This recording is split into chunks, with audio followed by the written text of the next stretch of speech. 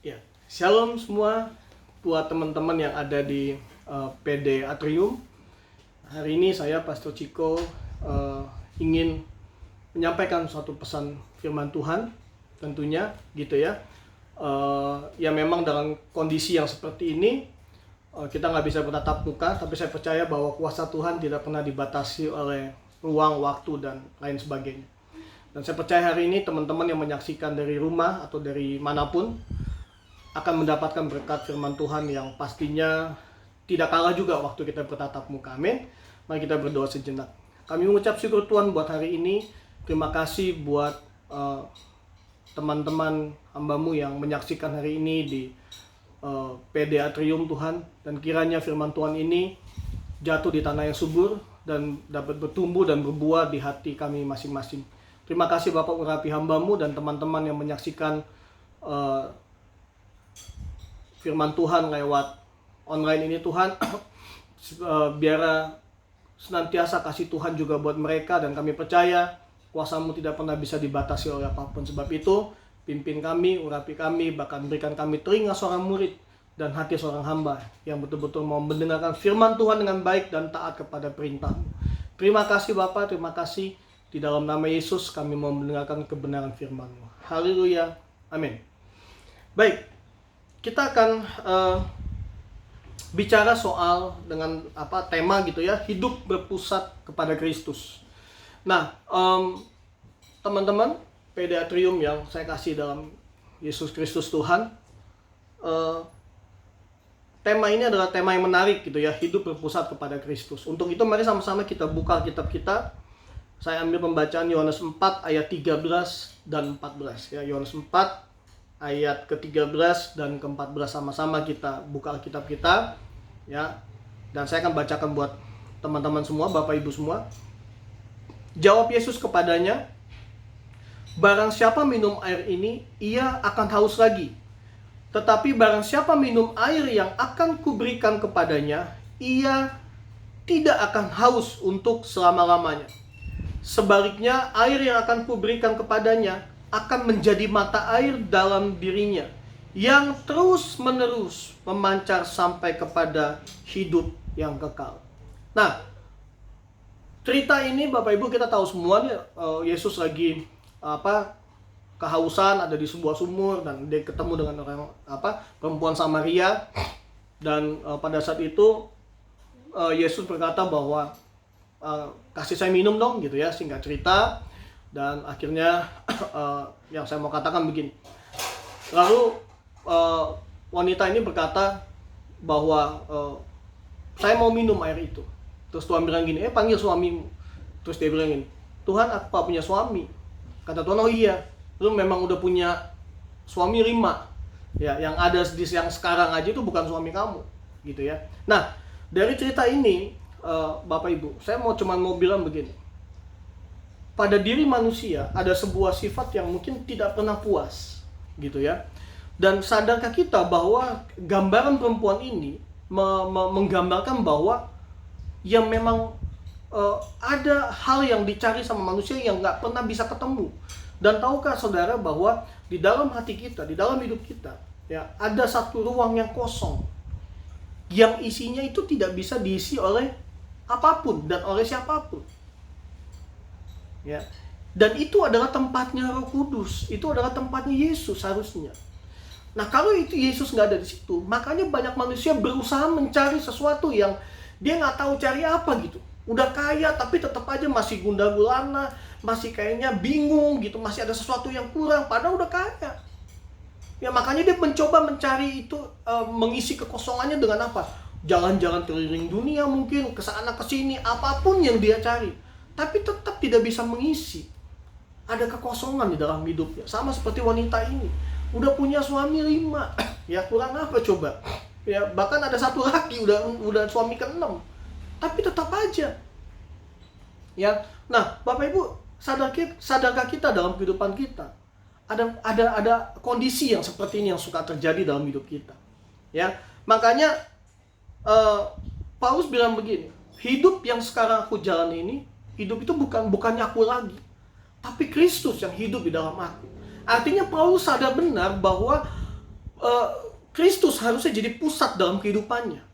Dan hari ini juga itu yang akan kita bicarakan, dan itu juga yang harusnya menjadi tujuan kita, bahwa harusnya Kristus yang menjadi pusat dari segala kehidupan kita. Harusnya Kristus yang menjadi pusat segala sesuatunya dalam hidup kita. Karena kalau bukan Kristus pusatnya, maka kita akan kebingungan. Ya, suami istri, ya. Kalau engkau bukan pusatnya Kristus, maka engkau akan hidup saling menuntut. Maka engkau akan hidup saling kok kamu begini, kamu begini. Kenapa? Karena mereka mencari kesempurnaan satu sama lain. Dan pusatnya bukan Kristus. Kalau saja mereka, pasangan suami istri ini berpusat kepada Kristus, maka mereka akan berubah. Mereka akan melihat teladannya Kristus. Dan kalau masing-masing ini meneladani Kristus, harusnya arah hidupnya akan ke sana. Dan ketika mereka sama-sama berubah kepada serupa seperti Kristus, maka tidak akan ada lagi perdebatan, tidak akan ada lagi saling tuntut menuntut. Ya, nah mari kita sama-sama belajar bagaimana kita menjadikan Kristus sebagai pusat dalam hidup kita. Cuman satu caranya, jadikan Yesus sebagai penguasa tunggal dalam hidup kita. Jangan jadikan Yesus itu hanya sebagai juru selamat. Karena kalau juru selamat itu nggak ubahnya seperti seorang yang kalau kita butuh aja kita panggil.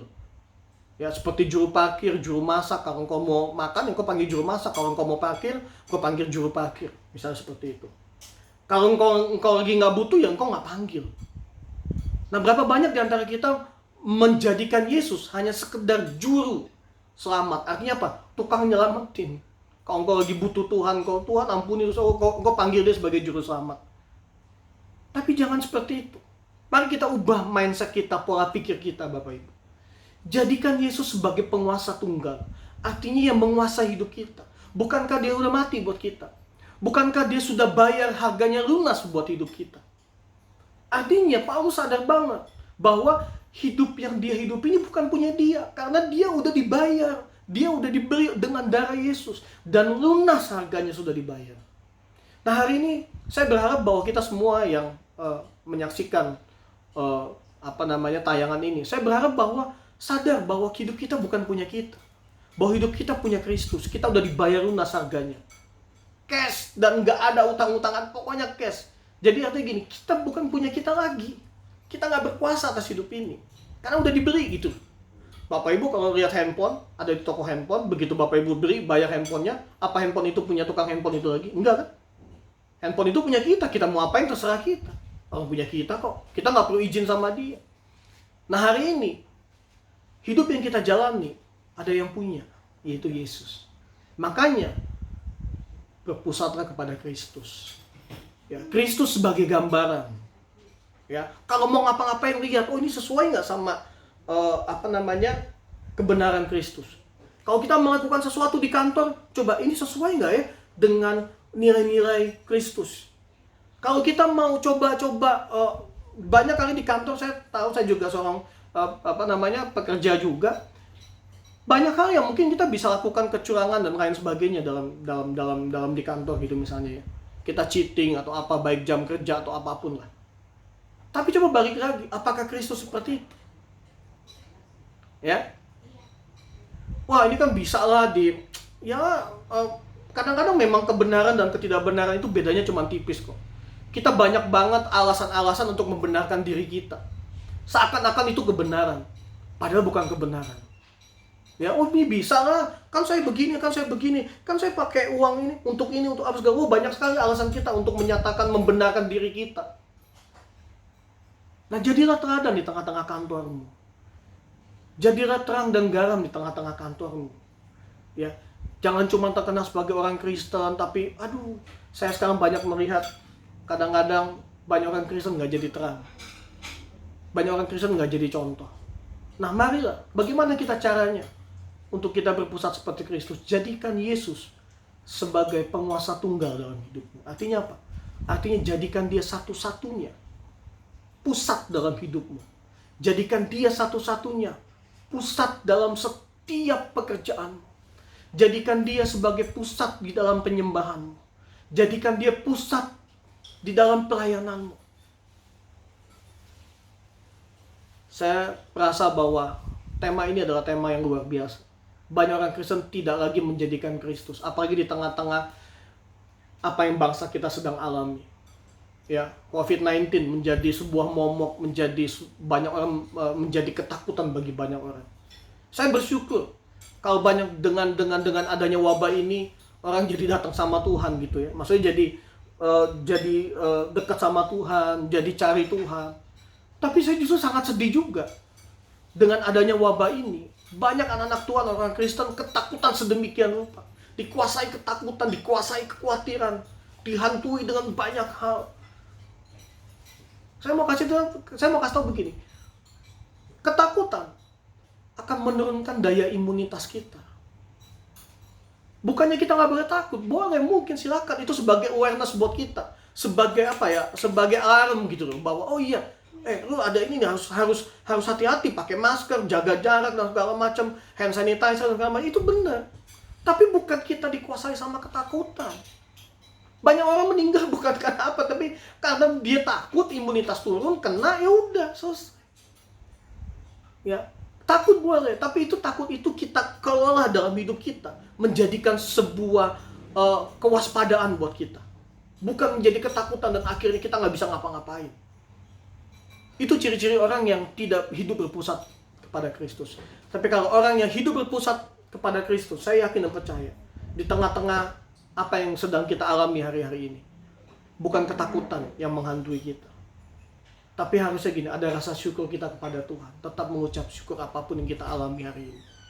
Ya, kalau Kristus sebagai pusat dalam kehidupan kita, kita melihat bahwa apa yang terjadi di bangsa ini, pasti ada positifnya, pasti ada rencana Tuhan, pasti ada sesuatu yang Tuhan mau dalam kehidupan kita, apalagi sebagai anak-anak Tuhan.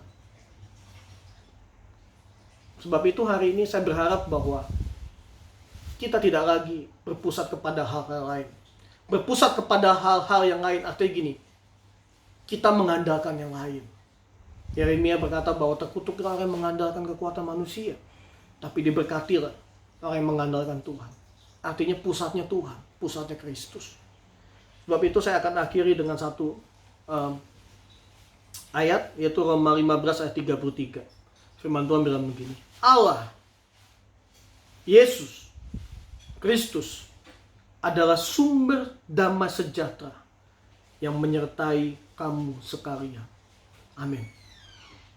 Bapak Ibu, teman-teman di persekutuan doa Atrium, saya berharap bahwa lewat tayangan ini kita menjadi orang-orang yang menjadikan Kristus sebagai pusat kehidupan kita. Hidup kita berpusat kepada Kristus. Dan saya percaya hari ini semenjak kita dengar firman Tuhan ini, ayo kita ubah hidup kita ubah pola pikir kita, menjadikan Kristus sebagai pusat, menjadikan Kristus sebagai satu-satunya penguasa tunggal dalam hidup. Tidak cukup hanya menjadi juru selamat, tapi jadikan dia sebagai pusat dalam hidupmu, menjadi penguasa tunggal dalam hidupmu. Mari sama-sama kita berdoa. Bapa, hamba-Mu mengucap syukur buat hari ini. Terima kasih buat teman-teman PD Atrium yang sampai hari ini dengan setia melayani Tuhan sesuai dengan bidang mereka. Terima kasih buat teman-teman, Bapak Ibu, rekan-rekan yang ada di PD Atrium Tuhan, yang sampai hari ini masih merindukan Tuhan, merindukan firman-Mu Tuhan. Walaupun banyak keterbatasan yang kami alami, walaupun banyak keterbatasan kami tidak bisa beribadah bertatap muka, tapi kami percaya Tuhan, kuasa-Mu tidak terbatas oleh apapun. Dan Engkau sanggup firman-Mu bekerja lewat media-media yang sudah Tuhan ciptakan. Bahkan kami percaya bahwa semua ini ada semua karena Tuhan. Dan media-media online hari ini juga Tuhan pakai untuk menyampaikan kebenaran firman-Mu. Sebab itu Tuhan, hari ini hamba-Mu berdoa bagi setiap karyawan PD Atrium Tuhan. Tuhan, kalau mereka sedang ada dalam masalah, kalau mereka sedang ada di dalam ketakutan, kalau mereka ada di dalam kekhawatiran, kalau mereka hari ini ada di dalam kegelisahan, mereka ada di dalam kesulitan-kesulitan, hamba-Mu berdoa Tuhan, Engkau menolongnya di dalam nama Yesus Tuhan. Kalau ada yang sakit, Engkau sembuhkan di dalam nama Yesus Tuhan. Dan hamba-Mu berdoa hari ini Tuhan, biarlah mereka menjadikan Kristus sebagai pusat dalam kehidupan mereka. Biarlah hidup mereka berpusatkan hanya kepada Kristus. Dan biarlah mereka menjadikan Engkau sebagai Tuhan dan Juru Selamat dalam kehidupan mereka Tuhan. Dan biarlah Tuhan mereka betul-betul menjadikan Engkau Kristus sebagai penguasa tunggal, bukan hanya sekedar Juru Selamat dalam kehidupan mereka. Terima kasih Tuhan, terima kasih Roh Kudus. Terima kasih Bapakku. Kiranya berkat Tuhan, damai sejahtera, sukacita daripada Roh Kudus menyertai engkau sekalian. Dari hari ini, besok sampai selama-lamanya. Tuhan Yesus memberkati setiap karyawan Persekutuan Doa Atrium yang menyaksikan program ini. Terima kasih Bapa, terima kasih. Terima kasih Tuhan Yesus. Di dalam nama Yesus. Haleluya. Amin. Baik Bapak Ibu, terima kasih untuk kesempatan ini saya bisa sharing buat Bapak Ibu.